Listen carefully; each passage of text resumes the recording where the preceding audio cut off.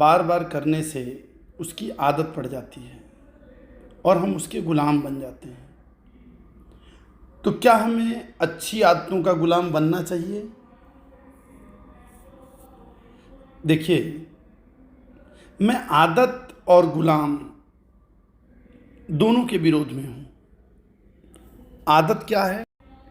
जैसे तुमने कल क्रोध किया था, परसों भी क्रोध किया था, आदत बन गई। आज किसी ने जरा सा उकसा दिया, अंगारा तो था ही भीतर, रोज रोज संभाला था, आज बाहर निकल गई। उस पर राख भी जमी थी, बस ऊपर जरा सी परत थी, किसी ने फूंक मार दी, परत झड़ गई, अंगारा बाहर आ गया, तुम क्रोध से भर गए। आज तुम क्रोध करोगे, कल के लिए फिर और तैयारी हो जाएगी। ऐसे रोज रोज तुम अभ्यास बनाते जाओगे, आदत होता जाएगा, और जितना आदत गहन हो जाएगा उतने ही तुम यंत्र बनते जाओगे, उतना ही तुम मशीन बनते जाओगे। कोई भी तुम्हारी बटन दबा दे तो क्रोध करवा सकता है, कोई भी तुम्हारी बटन दबा दे तो तुम प्रसन्न हो जाओगे, कोई भी झुक कर नमस्कार कर ले, तुम्हारी प्रशंसा कर दे तो तुम गदगद हो जाओगे, कोई जरा गाली दे दे तो तुम मारने पर उतारू हो जाओगे, तुम यंत्रवत हो जाओगे। और बटनें लोगों को पता हो जाती हैं, सबको पता है एक दूसरे की बटन, कहाँ से कौन सा दबाया जाए तो ठीक से काम होगा, कहाँ से दबा दो कि सब गड़बड़ हो जाएगा। अरे तुम मशीन हो क्या? तुम मनुष्य हो। मनुष्य होने का इतना ही अर्थ है कि कोई तुम्हारी क्रोध की बटन दबाते चला जाए, लेकिन तुम कहते हो कि नहीं करना है, तो बटन दबती रहती है, वो आदमी थक जाता है, उसे लगता है रिमोट ही खराब हो गया है, क्योंकि तुम क्रोध नहीं करते हो। तुम कहते हो मैं अपना मालिक हूं, जब करना चाहूंगा करूंगा, जब नहीं करना चाहूंगा नहीं करूंगा। रिएक्शन और एक्शन में यही फर्क है। रिएक्शन में दूसरा मालिक है, तुम नहीं हो, और एक्शन में तुम मालिक हो, दूसरा नहीं है। और बड़े मजे की बात है कि रिएक्शन बांधती है और एक्शन मुक्त करती है।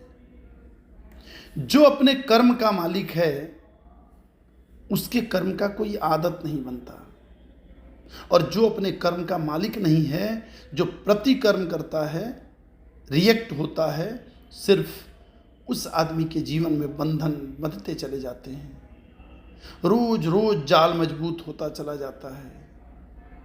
आखिर में तुम पाते हो तुम तो बचे ही नहीं, आदतों का एक ढेर, मुर्दा ढेर, जिसमें से जीवन कभी का उड़ चुका है, पक्षी तो जा चुका है, जीवन का बहुत पहले कटघरा छूट गया है, पिंजरा छूट गया है। जागो, इससे पहले कि देर हो जाए, और आदतों से मुक्त होना शुरू करो। मैं तुम्हें यह नहीं कह रहा कि बुरी आदतों से मुक्त हो जाओ और भली आदतें बना लो। सब तुमसे यही कह रहे हैं, सब तुमसे कहते हैं बुरी आदतें छोड़ो, अच्छी आदत बनाओ। मैं तुमसे कहता हूं आदत छोड़ो। बुरी और अच्छी आदत में कोई फर्क नहीं पड़ता। लोहे का पिंजड़ा हो कि सोने का, क्या फर्क पड़ता है? पिंजड़ा तो पिंजड़ा है। एक आदमी को सिगरेट पीने की आदत है, सारी दुनिया बुरा कहती है। दूसरे को माला फेरने की आदत है, सारी दुनिया अच्छा कहती है। जो सिगरेट पीता है वह अगर न पिए तो मुसीबत मालूम होती है, और जो माला फेरता है अगर न फेरने को दो तो मुसीबत मालूम होती है। दोनों गुलाम हैं, एक को उठते ही सिगरेट चाहिए, दूसरे को उठते ही माला चाहिए। माला वाले को माला न मिले तो माला की तलब लगती है, सिगरेट वाले को सिगरेट न मिले तो सिगरेट की तलब लगती है। ऐसे बुनियाद में बहुत फासला नहीं है। सिगरेट भी एक तरह का माला फेरना है। धुआं भीतर ले गए, बाहर ले गए, भीतर ले गए, बाहर ले गए, माला फिरा रहे हैं। बाहर भीतर धुएं की माला भरा है, जरा सूक्ष्म है। कोई अपना कंकड़ पत्थर की फेर रहा है, वो थोड़ा सॉलिड है। असली सवाल आदत से मुक्त होने का है। मैं यह नहीं कह रहा कि माला मत फेरो, मैं यह भी नहीं कह रहा कि सिगरेट मत पियो, मैं यह कह रहा हूं कि तुम मालिक रहो। कोई भी आदत ऐसी ना हो जाए कि मालिक न बन पाए। मंदिर जाने की आदत भी मालिक ना हो जाए, ध्यान करने की आदत भी मालिक ना हो जाए। मालिक तुम ही रहो।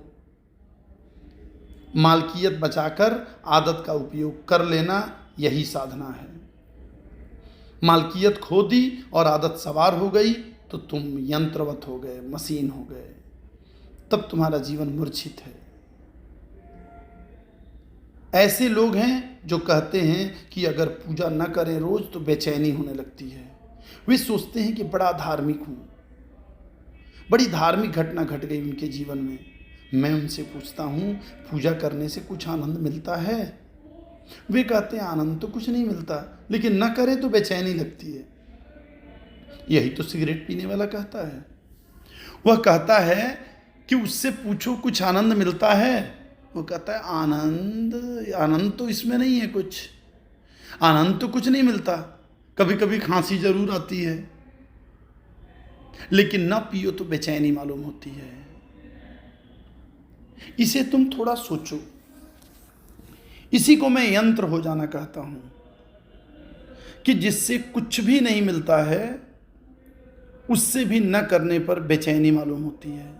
उपलब्ध कुछ भी नहीं होता, पाने को कुछ भी नहीं है, लेकिन छोड़ने में मुसीबत है, क्योंकि आदत ने पकड़ा है। अब आदत इतना ही कर सकती है। करो तो कुछ न मिले, न करो तो कुछ खोता मालूम पड़े। अब यह बड़े मजे की बात है, जिस चीज को करने से कुछ नहीं मिलता उसको न करने से खोएगा कैसे? कुछ खोता नहीं, सिर्फ पुरानी आदत, पुरानी लकीर पर न चलने से अड़चन मालूम होती है। मैं एक बहुत बड़े प्रोफेसर को जानता हूं। वो फ्लाइट से क्लास लेने जाते थे। उनकी आदत थी कि वे अपने पेन को टिप टॉप करने लगते जब वो किसी डाउट में अटक जाते। थोड़ी देर टिप टॉप करने के बाद फिर बोर्ड पर सॉल्यूशन लिखते। आदतें सभी की होती हैं। कोई अपना सिर खुजलाने लगता है, कोई कुछ और करने लगता है। उस आदत का भी वैसा ही उपयोग है जैसे पेन दबाने का। तो जब भी उनके विचार उलझ जाते या कोई उत्तर न सूझता तो पेन पर अपना अंगूठा चलाने लगते। अंगूठा चलाने से कुछ मिलता था यह तो पक्का नहीं पता, क्योंकि टिपिर टिपिर से क्या मिलेगा। और जिसकी बुद्धि उलझी हुई हो, समझ में ना आ रहा हो, उसे पेन पर अंगूठा चलाने से थोड़ी कुछ समझ में आएगा, पर करते थे। लेकिन उनके किसी विरोधी प्रोफेसर को किसी छात्र से इस बात की जानकारी हो गई कि वे जब भी उलझते हैं पेन निकाल लेते हैं और मैक्सिमम वो क्वेश्चन सॉल्व भी कर लेते हैं। एक बड़ा सेमिनार था, उन्हें टीचर लोगों के डाउट का जवाब देना था, प्रेस वाले भी बैठे थे। तो उनके विरोधी प्रोफेसर ने उनके नौकर को मिला लिया, कुछ पैसे दिए और कहा कि तुम इतना करना, उनके कोट में से पेन निकाल लेना। तो जब वे सेमिनार में आए और कॉन्फिडेंटली लोगों के प्रश्नों के उत्तर देना शुरू किए, इसी बीच उनका हाथ कोट के अंदर शर्ट के पॉकेट पर गया। पेन नदारत था, तो यहीं से सब गड़बड़ हो गया। जैसे मस्तिष्क ने साथ छोड़ दिया, कुछ सूझबूझ ही न रही, चक्कर सा मालूम हुआ। अगर किसी प्रश्न में दिक्कत हुआ तो तभी किसी ने कुछ पूछा, वे बैठ गए। उनके पास पेन नहीं था, इस प्रश्न का जवाब कैसे देते? थोड़ी शर्मिंदगी भी महसूस हुई। बाद में मैं जब उनसे मिला तो मुझे बताए कि उस पर्टिकुलर पेन से मुझे मिला तो कभी कुछ नहीं, लेकिन मैंने गंवाया बहुत कुछ। उस पेन पर टिप टॉप करने से कुछ मुझे सूझबूझ आती थी ऐसा भी नहीं था, लेकिन पेन न पाकर मैं समझ ही नहीं पाता था कि अब क्या करूं। हाथ से जैसे कोई हथियार छूट गया। भरोसा किए बैठे थे और ऐन वक्त पर जिस पर भरोसा था वही दगा दे गया।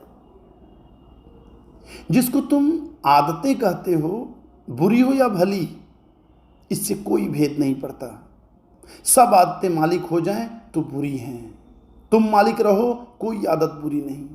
गुलामी बुरी है, मालकियत भली है। मेरी परिभाषा यही है। आदतें बन रही हैं प्रतिपल, आदतें निर्मित हो रही हैं। तुम जरा दूर खड़े रहो, तुम अपनी मालकियत मत खो। निश्चित जीवन में आदतों की जरूरत है। अगर आदतें ना हो तो जीवन बहुत कठिन हो जाएगा। आदतें जीवन को सुगम बनाती हैं। तुम टाइपिंग सीखते हो या कार चलाना सीखते हो, अगर आदत न बने तो रोज रोज फिर वहीं खड़े हो जाओगे जहां पहले दिन खड़े हुए थे। फिर देखने लगो कि अब टाइप करने का फिर मौका आया, अब फिर सीखो, या कार चलाने की फिर नौबत आ गई, अब फिर से सीखो, तो जिंदगी बड़ी असंभव हो जाएगी।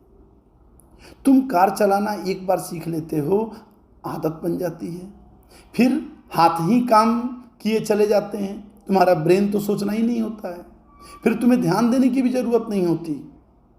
ठीक ठीक ड्राइवर तो गीत भी गुनगुना लेते हैं, बात भी कर लेते हैं, रेडियो भी सुन लेते हैं। और कुछ तो ऐसे भी ड्राइवर होते हैं जो गाड़ी चलती रहती है थोड़ा सा झपकी भी ले लेते हैं। जीवन में आदत की जरूरत है। बस ध्यान इतना ही रखना जरूरी है कि आदत मालिक ना हो जाए। मालिक तुम बने रहो तो संसार में कुछ भी बुरा नहीं है। स्वामित्व तुम्हारा हो तो संसार में सभी कुछ अच्छा है। स्वामित्व खो जाए, तुम गुलाम हो जाओ, तो वह गुलामी चाहे कितनी ही कीमती हो, खतरनाक है। हीरे जवाहरात लगे हों तो भी उसको आभूषण मत समझ लेना, वो खतरनाक है, वो महंगा सौदा है। अपने को गंवाकर इस जगत में कमाने जैसा कुछ भी नहीं है। हाँ, अपने को बचाकर जितना खेल खेलना हो खेल सकते हो। जब परमात्मा ही लीला कर रहा है तो तुम क्यों परेशान हो, क्योंकि परमात्मा मालिक है। और जब तुम भी अपनी आदतों और संस्कारों के मालिक हो जाओगे तब तुम भी अपने छोटे से संसार में परमात्मा हो जाते हो। बुद्ध ने इसी को होश कहा है कि सब करना लेकिन होश पूर्वक करना। कदम भी उठाना तो होश पूर्वक उठाना, उठना, बैठना, लेटना होश पूर्वक। कोई भी चीज बेहोशी में मत करना। अगर तुम होश को साधते रहे तो आदत तो बनती रहेगी, आदत का तुम उपयोग करते रहोगे, लेकिन आदत के पीछे होश की धारा भी बह रही है, चैतन्य का दिया भी जल रहा है, वह भी निर्मित हो रहा है, उसकी भी सघनता बढ़ रही है, उसका भी प्रकाश गहन होता जा रहा है। जीवन में सिर्फ आदतें ही आदतें रह जाएं तो आत्मा खो जाती है। आदतों के पीछे तुम भी रहो, अलग पृथक, और इतनी तुम में मालकियत हो कि किसी आदत को अगर तुम छोड़ना चाहो तो इसी क्षण छोड़ दो, लौट कर दोबारा सोचने की जरूरत भी ना पड़े। जब पहली बार उत्तरी ध्रुव पर यात्री पहुंचे तो वे एक बड़ी मुसीबत में पड़े। 3 महीने का भोजन था, वह खत्म हो गया, और कोई 15-20 दिन उन्हें भूखे उपवास में गुजारना पड़ा।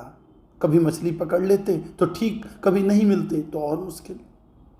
जहाज उलझ गया, बर्फ में फंस गया, लेकिन उन यात्रियों का जो कैप्टन था उसको सबसे ज़्यादा जो मुसीबत आई वह भोजन की नहीं थी, वो लोगों से परेशान था। लोग बिना भोजन के रहने को तैयार थे। यात्रियों के दल को तो सिगरेट की सबसे ज़्यादा ज़रूरत पड़ रही थी।